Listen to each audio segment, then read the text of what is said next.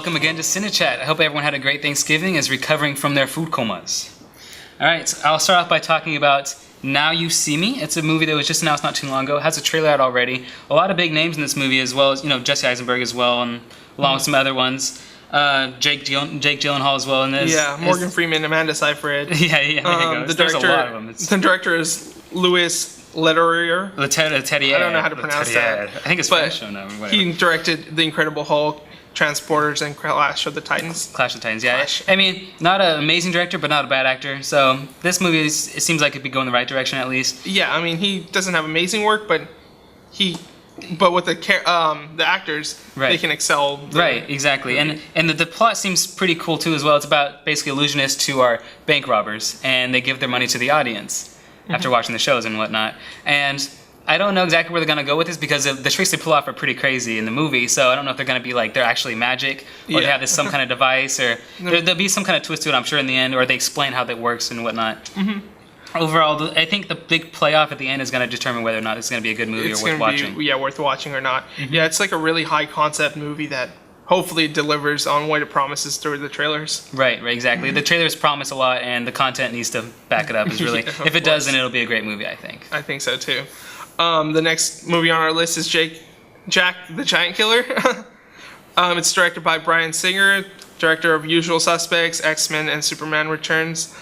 It stars Nicholas Hoult, Stanley Tucci, and Eleanor Tomlinson. Yeah. Overall, it looks like I'm kind of indifferent towards the movie. I don't exactly know what to think yet.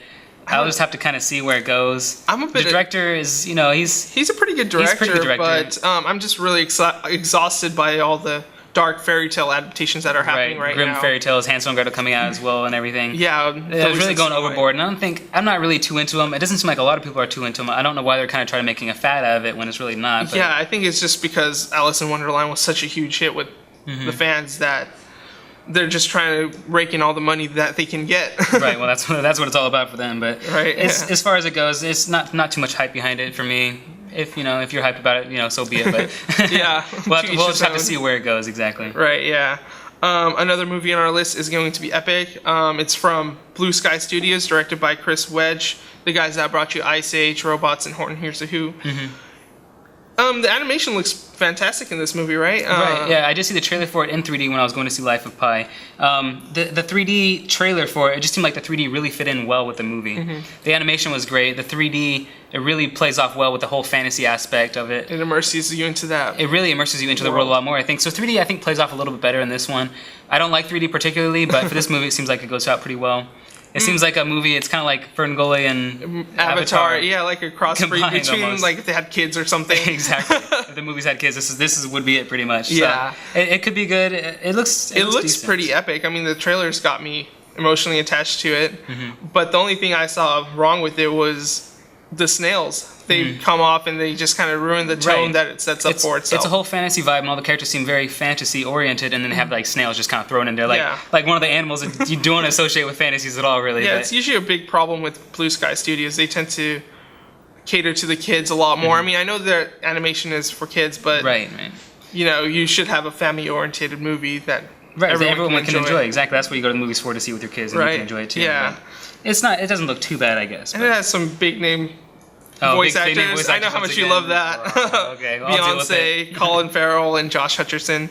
So let's see how it turns out. Exactly. Lone Ranger was another one that came out the trailer not too long ago. Lone Ranger, same director as Pirates Caribbean 1, 2, and 3, Gore Verbinski. And it looks, I think from when I saw the trailer, it looks like a pretty decent movie, Disney movie.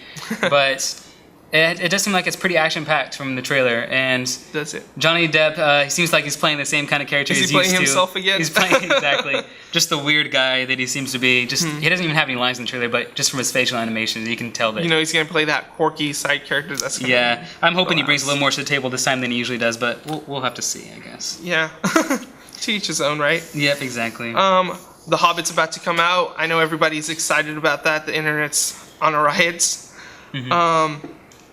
Directed by Peter Jackson. We're all hoping that it'll be an amazing director again. We're all hoping that this is going to be his next great epic. He did great with the Lord of the Rings, and he made it into a trilogy. He's making this one to get into a trilogy. So this guy can make anything into a trilogy. I know. Right? I mean, the book, The Hobbit, the Lord of the Rings is actually a decent sized book. The Hobbit is actually a lot smaller. So we'll see if there's enough content to really throw in there for 3 movies. But I know this guy can make Green Eggs and Ham into a trilogy or something. I'm sure, exactly. He's still working on it right now. In fact, I think up until about 2 days before the movie release, he's still going to be working on animation and everything. Oh, so he's going to be very dedicated to this movie. Exactly, and really cutting it close. They're putting a lot of effort in there. A lot of behind the scenes work that you can look at right now. Yeah, I'm sure it'll pay off. It looks top notch, of course. The Hobbit. It's definitely, even if you're not a fan of those kind of movies like medieval type fantasy movies or whatever, it's still worth checking out. Watch, yeah. It looks like pretty much everyone will enjoy this one. And upcoming movies upcoming movies this weekend. This weekend, yes. There's not really that many. Yeah. Killing Them Softly is probably about the only one really noteworthy for me, at least. There's a couple of little horror movies they threw in there just for. Yeah, I'm not a huge horror fan. Buck, really. No, I'm not either. It's really just for a quick buck for the companies to make. Right. Really what it is. But Killing Them Softly looks like a great movie, starring Brad Pitt. It's about these people who are dumb people who think they're smart, and they're gonna rip off these mob dealers, and they go to a card game and they rob them. Yeah. And it actually interrupts their whole economy of the mobsters, and so they're really mad about it. So they hire Brad Pitt basically as an enforcer to go there, get the money back, and he's going there just to get the money back any way possible. So I'm sure he's gonna kill them. That's what the whole movie behind it is. Kill them softly. To kill them softly. I don't know how you kill someone softly, but he's apparently going to do it in the movie. I don't know. I guess. Directed by Andrew Dominique. He directed also the assassination of Jesse James. Brad Pitt was in that as well. Not a very well-known director. He doesn't have many names behind him, but we'll see how he does with it. Yeah, I mean, looks like a good movie. Likes to stretch his talent. And we saw Life of Pi over the weekend. So, what did you think of it? I think it's a great movie. Great visual effects, good story. It's heart-touching. The visual look of the movie is emotionally and visually riveting. The cinematography is amazing. Amazing, yeah. Some of the shots they get in there is just they don't have to have any words in it, and it just touches you. And you just know that something. Like a few scenes, I was literally tearing up just because of how beautiful everything looked. And the CG makes all the animals look so real. I couldn't even tell half the time if it was real or if it was a CG. The animals were fake or not. It's really getting to the point where it's just incredible, the CG and all that stuff they can do. And then the movements of the animals were so realistic. And they have some parts where they zoom in on the tiger's face, for instance, and you can actually see facial expressions from the actual tiger. Look soulless or something. Yeah, and you actually feel what the tiger's feeling, and it really there's some points in the movie where I wanted to cry too. It really touches you. It has a good score. The actors do a good job. The character's likable. It's definitely worth checking out. Exactly, and the 3D is not too bad. I saw it in 3D. I'm not much of a fan of 3D. 3D is not too bad in the movie though, and the movie is very deep as well. The storyline of the movie is very deep. It goes into basically, do you want to be more logic focused or fantasy? Do you want to follow your dreams and be more fantasy like, or do you want to just be logical person? It's like our beliefs. Do we believe in the fantastic or do we believe in the logical? And it just gives us the choice. And it leaves the audience, it leaves it up for the audience. It's just up for grabs. Like whatever you want to take out of the movie, you're gonna get it. So it's really definitely worth checking out for pretty much anyone. Any movie fan, really. Exactly. Anybody that wants an emotionally riveting experience. And then the oldie but goodie, I'll let you go first as well on this one. I'm being a really nice guy tonight. Thanks for not hogging the spotlight. Exactly. So my goodie is going to be Black, 2005.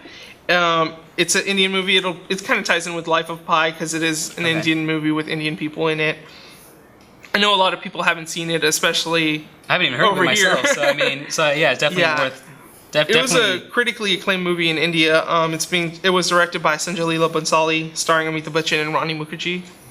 The movie is fantastic. It has great art direction, a score that emotionally draws you in. The characters are interesting. It's about a blind, dumb, deaf girl that has to learn to live life with all of her disabilities and to overcome everything. Like Helen Keller, pretty much, right? Basically, it's inspired by Helen Keller's book that she wrote.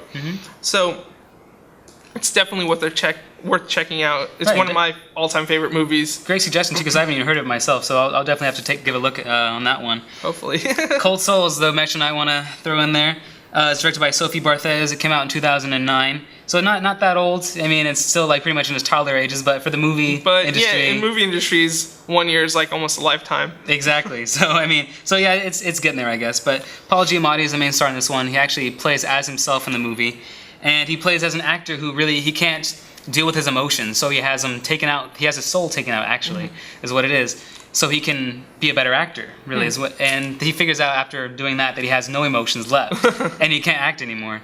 And so he has another soul pretty much thrown in there, and then he can't. Then that soul's like too much for him. He's so emotional and he's way over the top. So he ends up like trying to find his soul again, which has been someone else took his soul pretty much, and he's trying to find it again. Sounds like an interesting movie. Some fantastic elements to it. Definitely different. If you're into character progression and character development and all that, it's definitely a movie worth checking out. It's worth checking out. Okay, I'll definitely have to look into that one. I haven't seen it myself yet.